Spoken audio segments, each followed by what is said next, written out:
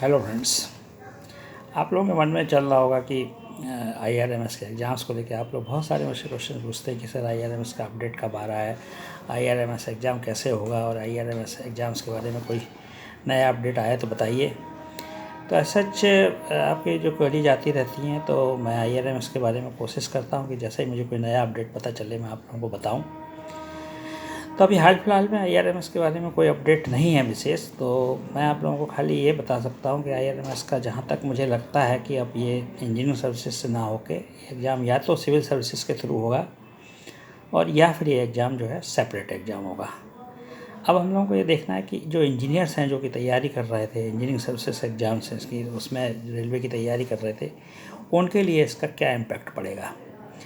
तो बेसिकली जो एग्ज़ाम अगर सिविल सर्विसेज से होता है तो नो डाउट इसमें इंजीनियर्स को थोड़ा सा लॉस होगा, क्योंकि इंजीनियर्स जो है वो नॉर्मली सिविल सर्विसेज की तैयारी जो है वो आर्ट और दूसरे सब्जेक्ट वाले जो हैं वो ज़्यादा अच्छा स्कोर कर पाते हैं सिविल सर्विसेज में इन कंपेरिजन टू जो इंजीनियरिंग के सब्जेक्ट्स वाले स्टूडेंट्स होते हैं।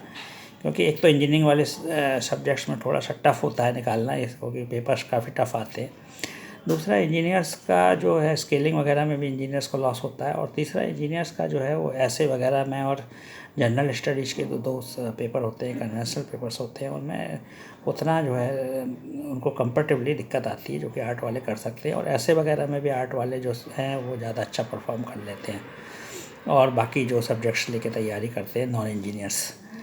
तो सिविल सर्विसेज के थ्रू एग्ज़ाम होता है तो नो डाउट जो है उसमें बाकी लोगों को जो है एडवांटेज कंपेरेटिवली ज़्यादा होगा और इंजीनियर्स को थोड़ा सा इसमें डिसएडवांटेजेस रहेगा। अगर सेपरेट एग्ज़ाम होता है तो इंजीनियर्स को फ़ायदा हो सकता है, क्योंकि हो सकता है कि जनरल स्टडीज़ के जो पेपर हों कन्वेंशनल ना हो और ऑब्जेक्टिव हों, और ऑब्जेक्टिव जनरल स्टडी के पेपर होते हैं तो उसमें इंजीनियर्स को फ़ायदा मिलेगा। दूसरा उसमें एक प्लस पॉइंट ये भी होगा कि ऐसे जो है ये अगर मान लीजिए सेपरेट एग्ज़ाम होता है तो हो सकता है कि उसमें ऐसे वाला जो पेपर है वो ना हो, निबंध वाला, तो उस केस में जो है इंजीनियर्स को एक एडवांटेज मिल जाता है, क्योंकि इंजीनियर्स जो हैं वो ऐसे वगैरह लिखने में और इस तरह की चीज़ों में जो है वो काफ़ी कमज़ोर होते हैं, क्योंकि उनका बैकग्राउंड में या उनको टेक्निकल नॉलेज में ये सब ऐसे वैसे लिखना ज़्यादा नहीं सिखाया जाता है, या इंजीनियरिंग कॉलेज में 4 साल में कभी ऐसे कोई पेपर नहीं दिए होते जिसमें ऐसे लिखना पड़े। तो जब ये इस तरह की चीज़ें आती हैं जो कि सिविल सर्विसेज एग्जामिनेशन में इन्वॉल्व हैं तो उसमें जो है दिक्कत आती है। एग्ज़ाम का पैटर्न भी हो सकता है कि 3 स्टेज एग्ज़ाम है सिविल सर्विस एग्जामिनेशन। आईआरएमएस अगर सेपरेट एग्ज़ाम करता है तो 3 स्टेज करता है, 2 स्टेज करता है, वो देखना होगा रिटन इंटरव्यू होता है या प्रीलिम्स रिटन इंटरव्यू दोनों होता है, तीनों होता है या 2 स्टेज में होता है। तो जैसे पहले इंजीनियरिंग सर्विसेज हुआ करता था, तो ये सारी चीज़ें जब खुल के आएंगी सामने तब बहुत ज़्यादा क्लेरिफिकेशन होगा, बहुत सारी चीज़ें क्लियर हो जाएंगी। लेकिन अभी जो प्रेजेंट जो सिचुएशन है उसमें जो है चीज़ें क्लियर नहीं हैं। बट अगर सेपरेट एग्ज़ाम होता है तो नो डाउट वो है इंजीनियर्स के लिए फ़ायदेमंद होगा। अगर सिविल सर्विसेज के थ्रू होता है तो थोड़ा सा उनको दिक्कत होगी और ज़्यादा मेहनत करनी पड़ेगी। बाकी आप लोग जो तैयारी कर रहे हैं थोड़ा सा अनिश्चितता की स्थिति है, बट तैयारी अपनी करते रहिए। और सबसे अच्छी बात यह है कि आप अपनी तैयारी जो है रेलवे को डिस्ट्रिक्ट होते हुए बहुत ज़्यादा चिंतित होने की ज़रूरत नहीं है। बाकी भी इंजीनियरिंग सर्विसेज में और भी सर्विसेज बहुत अच्छी हैं जिनको लेके आप इंजीनियरिंग सर्विसेज की तैयारी कर सकते हैं इंजीनियर्स। और रेलवे का अगर एग्ज़ाम आता है आईआरएमएस का जब भी आता है तो उसके लिए करिए, बट वो सिर्फ रेलवे के लिए होगा तो हो सकता है कि उसमें वैकेंसीज कंपेरेटिवली कम हो।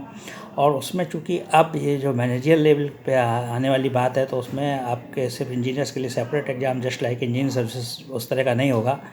अब ये कंबाइंड एग्ज़ाम होगा जिसमें आर्ट्स वाले भी बैठ पाएंगे, जिसमें कॉमर्स वाले भी बैठ पाएंगे, जिसमें ह्यूमैनिटीज़ वाले भी बैठ पाएंगे। तो इसमें जो है नेचुरली आपको फाइट करना पड़ेगा with all wings, not only with the engineering wing. तो थोड़ा सा टफ रहने वाला है, क्योंकि जो बाकी लोग हैं वो भी इसमें पार्टिसिपेट करेंगे। और देखा जाए तो वैकेंसीज जो है वो इंजीनियरिंग साइड की ही ज़्यादा होती थी कंपेरेटिवली। अगर सिविल सर्विसेज साइड की देखें तो उनकी तो काफ़ी कम होती थी। रेलवे में जो अकाउंट्स, फाइनेंस और आपका जो आरपीएफ है उसमें जो वैकेंसीज होती थी वो नॉर्मली काफ़ी कम होती थी और इंजीनियरिंग साइड में काफ़ी ज़्यादा होती थी। तो इंजीनियरिंग साइड की जो ज़्यादा वैकेंसीज हैं जो कि सिविल, मैकेनिकल, इलेक्ट्रिकल और एसएनटी मिला के करीब 200 वैकेंसीज होती थी, और उनकी तो हार्डली जो है 40-50 वैकेंसीज होती थी। तो अब आप ये सोचिए कि उनको जो है ये 200 वैकेंसीज का फ़ायदा मिलने वाला है और आपको तो वो जस्ट 50 जुड़ी। तो अब देखा जाए तो अगर 250 पे देख कंपटीशन अगर जनरेट हो रहा है तो वो सभी विंग्स के लिए हो गया। तो इसमें जो है इंजीनियर्स को कंफर्टेबली थोड़ा सा डिसएडवांटेजेस होगा कंपेरेटिव बाकी जो है विंग्स वालों को फ़ायदा होगा, क्योंकि वो इस साइड वाली वैकेंसीज के लिए भी ऑप्ट कर सकेंगे। पहले वो सिर्फ 50 वैकेंसीज के लिए फ़ाइट करते थे जो 8 वाले होते थे, तो उनको बोनस हो जाएगा कि वो 250 वैकेंसीज के लिए 250 वैकेंसीज के लिए फ़ाइट कर पाएंगे। और जो इंजीनियर्स हैं उनको थोड़ा सा कम फ़ायदा होगा, उनकी सिर्फ 25% ही बढ़ी और उन लोगों का देखा जाए तो 5 टाइम्स बढ़ गया, मतलब जो है 400% वैकेंसीज बढ़ गई। तो फ़ायदा उनको ज़्यादा है, आपको थोड़ा सा कंफर्टेबली कम हो सकता है। और ये फिगर्स जो मैंने दिए हैं ये जस्ट फॉर द इलस्ट्रेशन दिए हैं, नेचुरली इस तरह की कोई कंफर्म नहीं है कि कितनी सीट होंगी, बट मेजर सीट्स जो है वो इंजीनियरिंग साइड की होती थी और बाकी जो है उनकी थोड़ी कम होती थी। ये जस्ट फॉर इलस्ट्रेशन मैंने आप लोगों को ये सारी चीज़ें बताई हैं।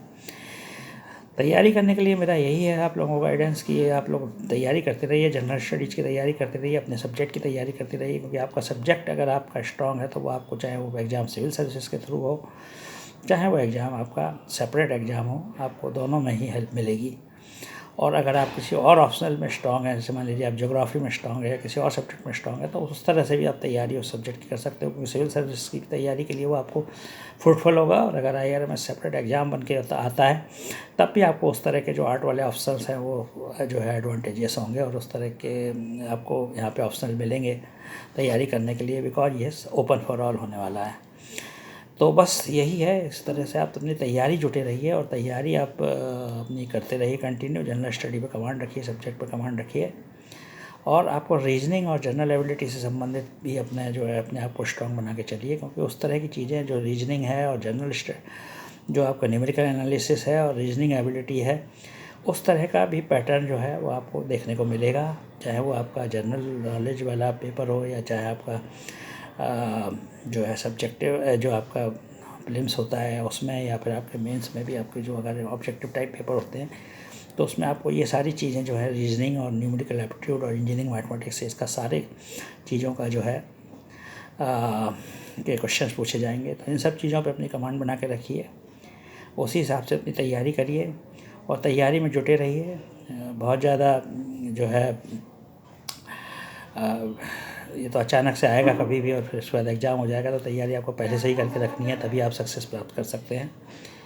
तो यही है बेसिकली IRMS के बारे में। जब तक स्थिति स्पष्ट नहीं होती है, अपनी तैयारी को बेसिकली जो है जनरल स्टडीज और अपने सब्जेक्ट और प्लस रीजनिंग और plus numerical aptitude plus engineering mathematics, इन पर कंसंट्रेट करके करते रहना है। और जैसे ही कुछ इसमें नया अपडेट आता है तो मैं आप लोगों को इंटीमेट करूँगा। आप लोगों से जुड़े रहिए। Thank you very much. मिलते हैं बहुत बार। Bye bye, see you, all the best. Thank you very much.